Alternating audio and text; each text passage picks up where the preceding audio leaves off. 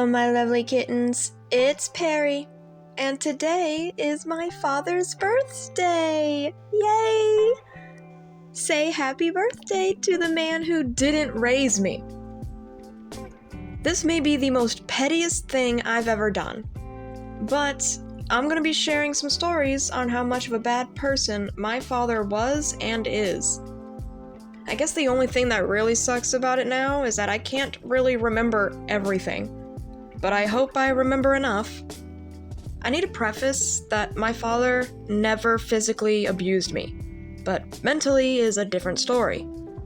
Jeez, even my stepdad did some mental damage. I just can't figure out which one impacted me the worst. But let me get down to say that if you love this video and my other videos, like, comment, subscribe, all that. It makes me happy knowing I'm getting some kind of positivity from all this. And what better piece for this video than to draw fan art of the character I know with the most daddy issues. Blitz and I can trauma bond together. This is also a sketch I had Brandon and Alex sign at GalaxyCon last month, so I feel a little bit happier about this. So let me give my 2 cents first. My trauma is mine alone. I don't care if you think I had it easy. I know I had it easy, but that doesn't mean I'm not damaged from it. No matter how little you think someone's problems are, it's still their problems and not deserving to be put down because you think you had it worse and they should stop complaining. My comment section will not be competition for who had it worse. But if you wish to share your story with me, I'd be more than happy to read them. Now, let me start with the first memory I have to really set in motion for how I feel about my father. My dad was a military man. He's since retired, but at this time he was still at it. I can't remember ages, but for some reason I can remember grade levels. This first instance, I was in kindergarten. Chilling in my room. I've always been more of an independent child, not one for social interaction. On this afternoon, my dad walked in, telling me I needed to clean my room. Now, I don't remember what it looked like at the time, but I sure didn't change my messy habits. So if it's anything like my room now, I don't see why it was a problem. Now, my mom had told me to clean up earlier that day, and I guess Dad knew I didn't listen.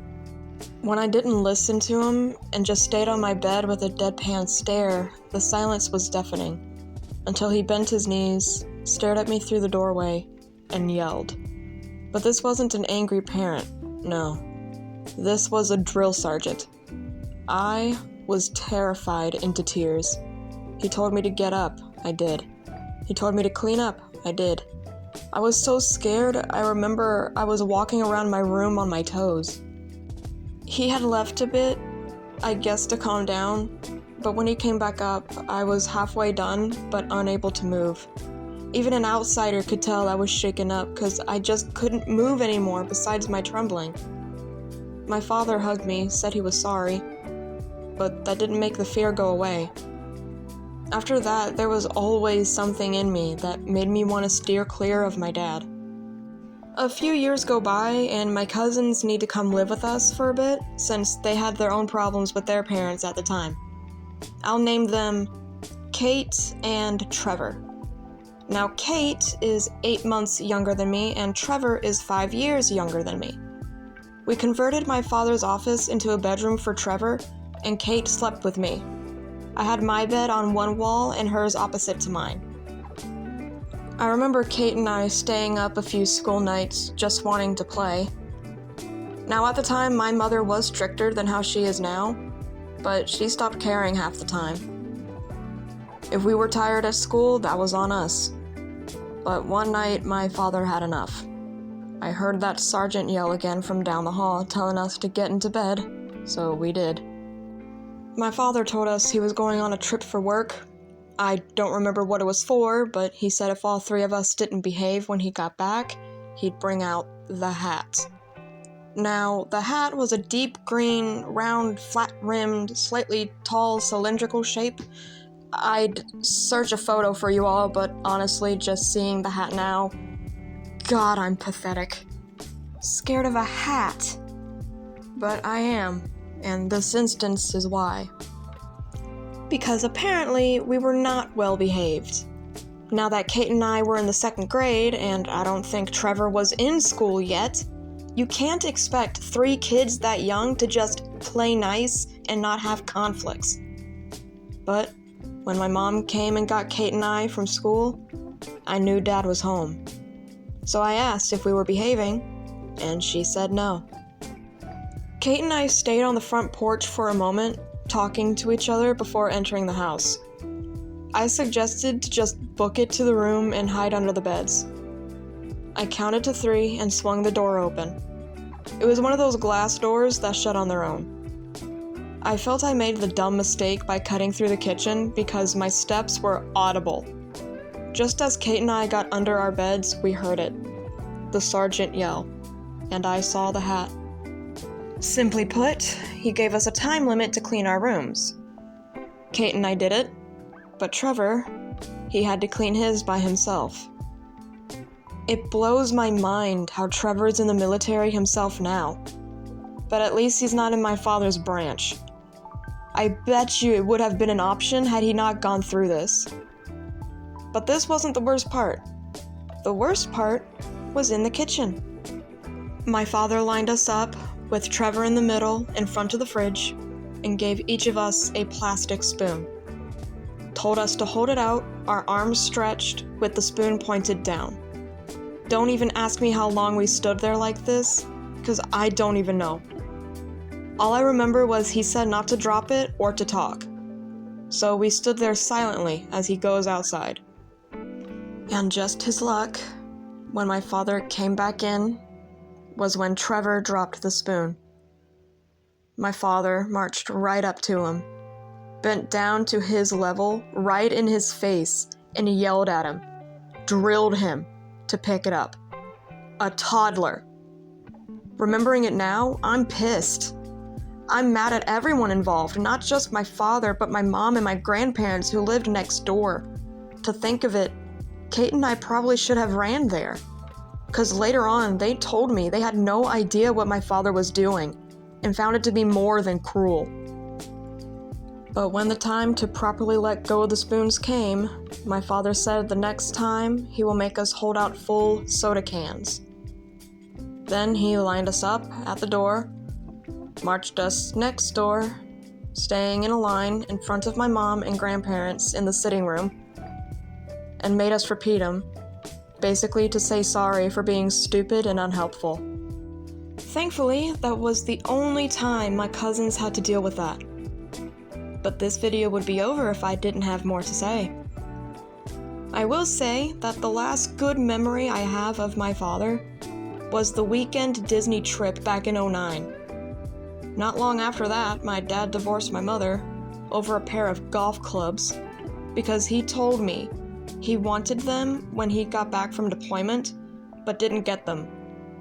Now, my mom wasn't number one mother either. She would spend most of her day playing WoW instead of taking care of the house. I remember all the piles of Mountain Dew cans in the kitchen and on her desk. Now, I need to preface as well that my mother isn't like that anymore. Her addiction for the game stopped after the divorce because she fell into her own depression. But after that, she hadn't picked the game back up since. Mostly because I think she feels she would have to start all over. Honestly, I loved it when it was just Mom and I. Now, my cousins weren't living with us anymore.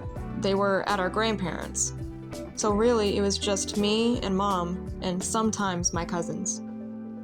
My father still lived in the state during the first year, so I saw him every weekend. Till it became every other weekend.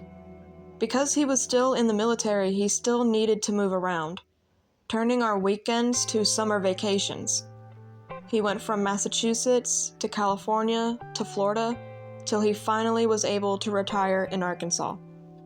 Both my father and my mom has opposing sides to this story, but I believe my mom.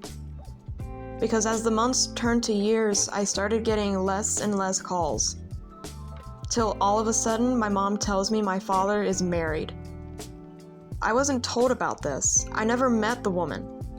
I met his other past girlfriends, minus the one who was a psycho, but I never heard of this woman, which I later came to know was his high school sweetheart.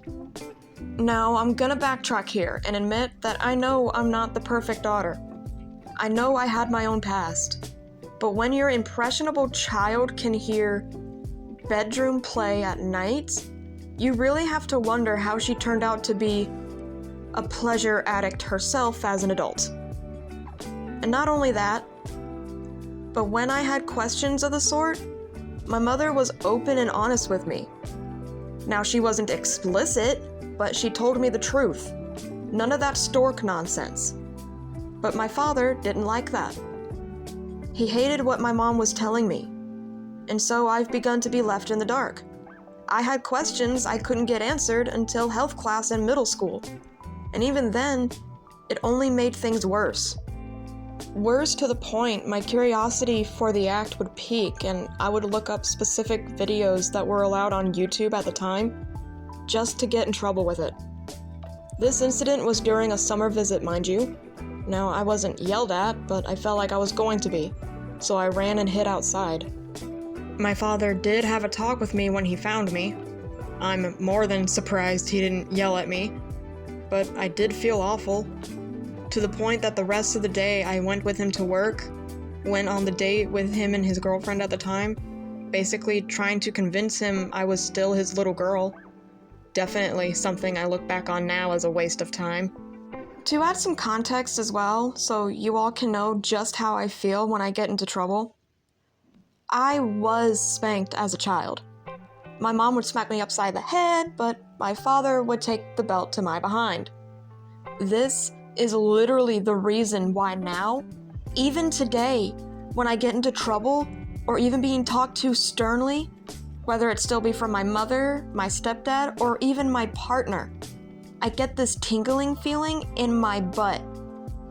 I feel like we're just getting to the juicy parts, but this is gonna have to be a 2-part video. Otherwise, we would have another issue like I had last month with lowering video quality, and I really don't want to do that. So come back next month if you want to know the rest of the stories I have with my dad, and even my stepfamily with him. So, until then, I hope all my kittens wake up every morning with fruit juice and sugar, and I hope to see you all next time.